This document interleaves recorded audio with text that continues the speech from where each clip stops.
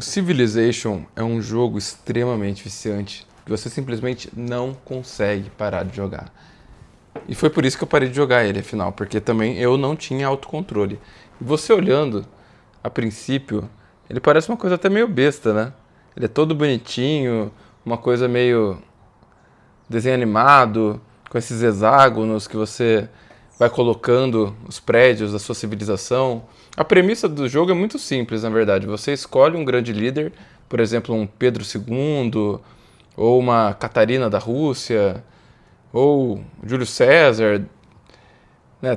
Cada um tem a sua própria civilização. Tem o Brasil, tem Inglaterra, tem, enfim, Estados Unidos, todas as grandes civilizações. Cada jogo eles pegam algumas e você escolhe e você tem que ganhar o jogo, basicamente. E você tem várias formas de ganhar o jogo. Como que você pode ganhar? Você pode simplesmente pela dominação, que é você conquistar as capitais dos outros jogadores. Esse é o modo mais óbvio, mais básico. Você pode ganhar pela ciência, que esse sempre foi o meu favorito. E aí no caso do Civilization 6, para ganhar o modo científico, você tinha que fazer várias coisas, mas entre elas você tinha que mandar o homem para a Lua. Tinha mais algumas coisas relacionadas à exploração espacial. Mas basicamente você chegava no cúmulo ali e era assim que você ganhava o jogo. Você podia ganhar também pelo modo diplomático, que agora eu não lembro exatamente qual era, acho que era questão de turismo. Você tinha que ter muito turismo, você ter mais turismo que todos os outros jogadores juntos. Aí você ganhava pela diplomacia ou não, esse era o modo cultural.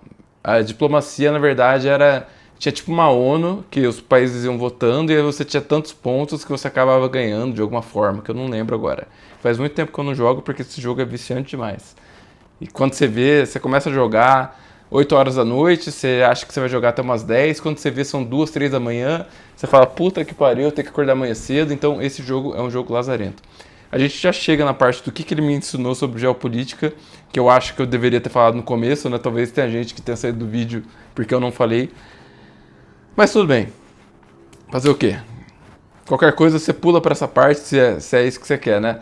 Faltava mais uma, última, que eram 5 modos. Falta o religioso também. Você pode criar uma religião e aí você pode ganhar se você conseguir espalhar a sua religião pela maioria das outras civilizações. Agora vamos para a parte realmente da geopolítica da coisa. E por que eu trouxe alguns artefatos aqui para falar do jogo, além do jogo em si? Bom, para começo de conversa, vou contar um pouco de história quando eu comecei a jogar esse jogo. Que foi em alguma sexta-feira aleatória que eu lembro que ele estava na promoção e eu baixei ele. Fazia tempo que eu pensava em comprar.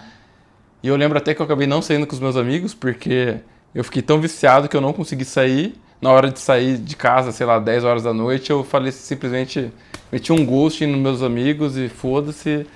Depois meu amigo até entendeu porque ele também jogava, então ele também era viciado, ele entendeu porque que eu não fui. Mas eu lembro que assim, eu sempre gostei dessa parte mais científica, né, de desenvolvimento e essa parte mais nerd da coisa. Então eu lembro que, lógico, a primeira coisa quando eu fui jogar, eu queria ser o explorador científico, eu queria investir os pontos em ciência. E você pode ir criando, né? É um jogo de turnos. Então você pode usar meio que a produção de cada cidade, que você vai criando as cidades, mas no começo você tem só a sua capital. E aí, cada cidade você pode criar uma coisa, que pode ser um novo distrito, pode ser um novo prédio, pode ser um novo, sei lá, um novo hominho de soldados, ou um tanque de guerra, enfim, enquanto você vai, né, um barco. E aí, no começo do jogo, eu queria botar tudo em ciência, botar tudo em coisas que fossem aumentar a ciência e tal. E o que aconteceu? Primeira vez que eu joguei, não deu meia hora, eu fui atacado. E aí, basicamente, pegaram minha capital, acabou o jogo ali. E aí, beleza, eu fui tentar jogar de novo. Mesma coisa. Rapidinho, veio uma civilização vizinha, ataca minha capital, eu não consigo me defender, acaba o jogo. E eu só descobri que dava pra você ganhar o modo científico se primeiro você fizesse vários guerreiros para poder te defender. Porque aí o jogo não te ataca. Porque ele não te vê como um fraco. Então, por isso que eu tô com essa camiseta aqui do Al Capone. E por isso que eu trouxe... Bom, primeiro esse aqui. Esse aqui é mais engraçadinho, né? Um shot do Al Capone. Quem mais de inglês entendeu? Esse aqui é outro. Que é bonitinho, mas ele tem uma frase aqui que eu acho muito interessante, que tem tudo a ver com essa questão do que o jogo ensina a gente. Que é: You can get much farther with a kind word and a gun than you can with a kind word alone. Ou seja, você consegue ir muito mais longe com um sorriso no rosto, ou né, uma palavra bondosa e uma arma, do que você consegue só com o sorriso, com a palavra bondosa. Isso, supostamente, o Al Capone falou, um dos grandes mafiosos da história, né? E era basicamente o que eu aprendi no jogo até então. Que você simplesmente querer dominar os outros pela tecnologia, ou pela diplomacia, ou por qualquer outra coisa, não tendo um exército para evitar que a IA do jogo te atacasse, não servia para nada. Se você não tivesse o lastro, não servia para nada. E eu acho que isso, nesse momento histórico que a gente está vivendo, no começo de 2026, eu acho que tem tudo a ver. E eu acho que um jogo como esse é importante, eu acho que todo mundo deveria jogar, porque a gente vê que, na prática, tem regras que existem só na teoria mesmo. Que na prática, quem tem mais força é quem consegue as coisas. E eu sei, a gente pode ficar nessa de ficar choramingando, leite derramado, e pode, mas realmente, se você não tiver os meios para se defender, infelizmente, acontece que nem aconteceu comigo no jogo. Eles vão lá e vão roubar a sua capital e pronto, porque não tá nem aí.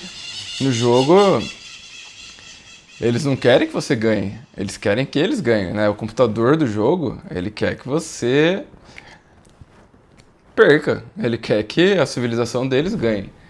Então, se ele vê que você tem alguma chance, se ele vê que o inimigo tá fraco, que tem alguma chance dele ir lá e dominar a capital dele, ou dele pelo menos sabotar o inimigo, porque o inimigo nunca tem a chance de ficar forte o suficiente para virar uma ameaça verdadeira, ele vai fazer isso.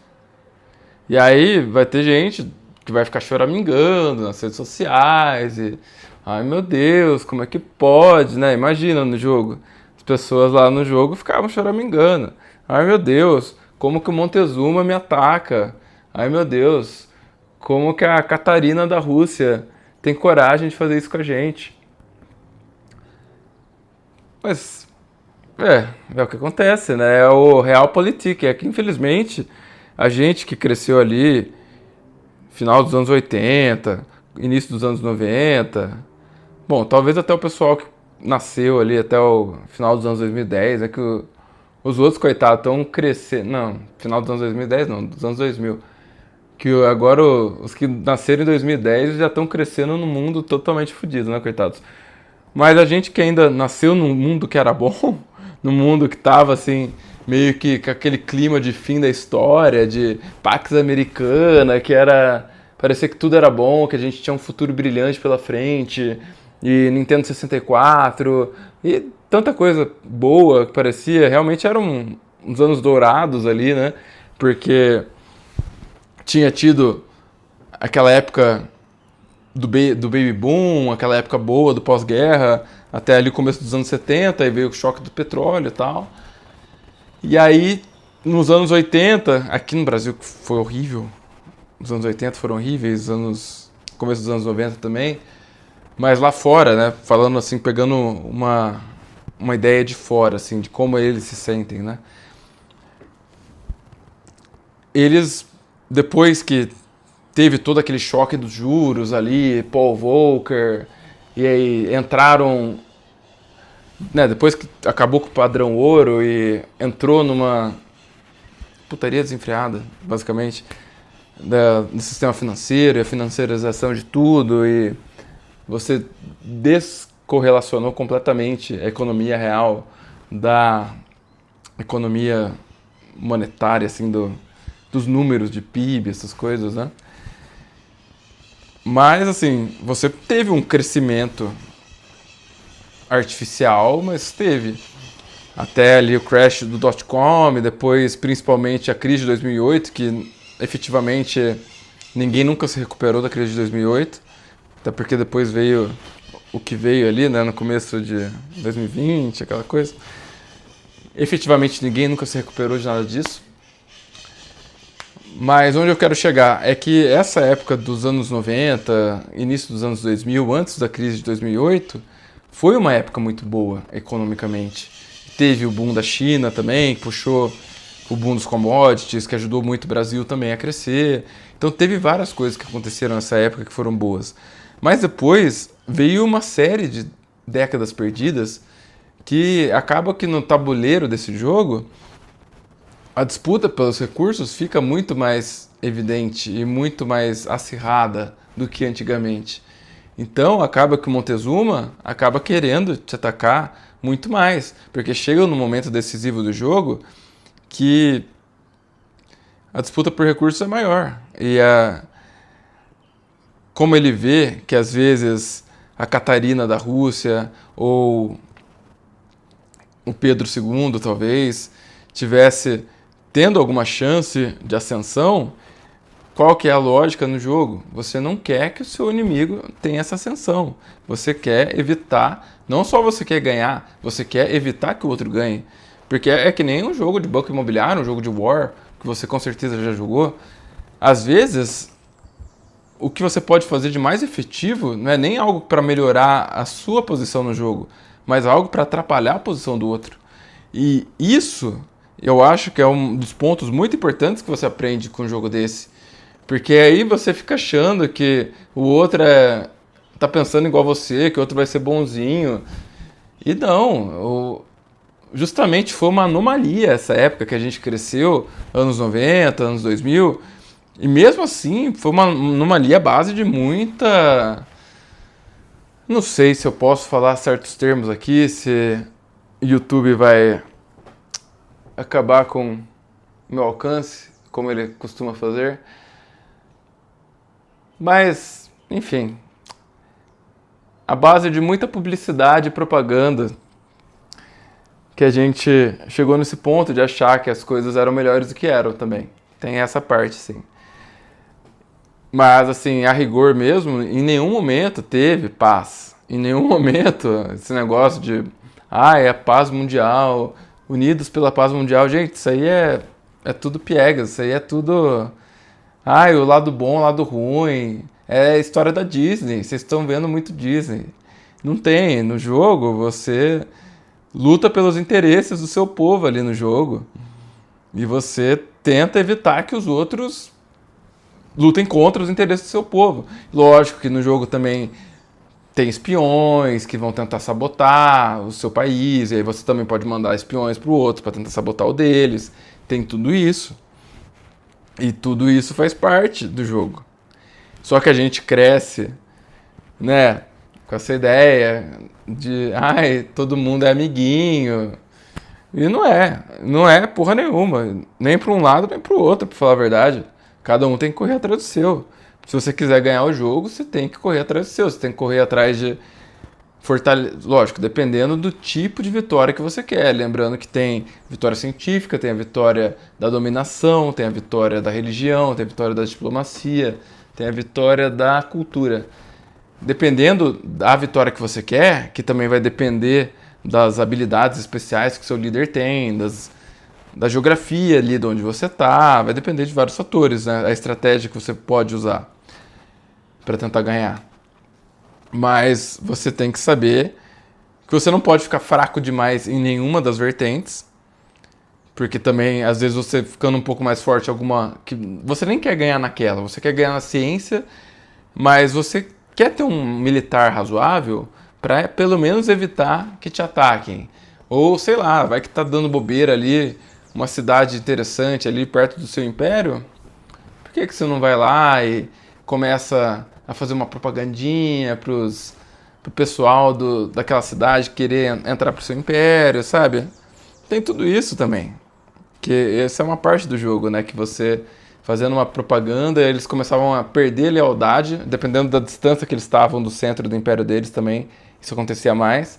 E aí eles iam perdendo lealdade, depois de um tempo chegava num ponto que eles meio que metiam um louco, viravam bárbaros, ou seja, eles não tinham nenhum império e aí você podia ir lá e simplesmente tomar a cidade pronto.